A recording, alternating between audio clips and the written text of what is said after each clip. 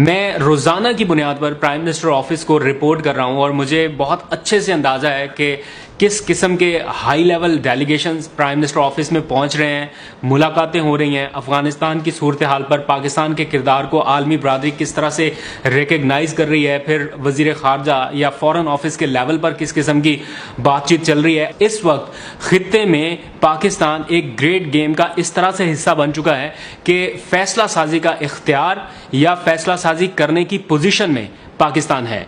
और सबसे बड़ी बात यह है कि वो मुल्क जिसने पाकिस्तान में अनरेस्ट पैदा करने की कोशिश की, अरबों डॉलर्स इन्वेस्ट किए, भारत, वो इस पूरी ग्रेट गेम से बाहर हो चुका है। आज कोई मुल्क उसका नाम भी नहीं ले रहा। अफगानिस्तान की सूरत हाल के तनाजुर में सब पाकिस्तान की तरफ देख रहे हैं। इवन इंडियन मीडिया चीख चीख कर कह रहा है कि हमें कोई पूछ ही नहीं रहा। इस पूरी ग्रेट गेम में अगर कोई लूजर है तो वो इंडिया। अब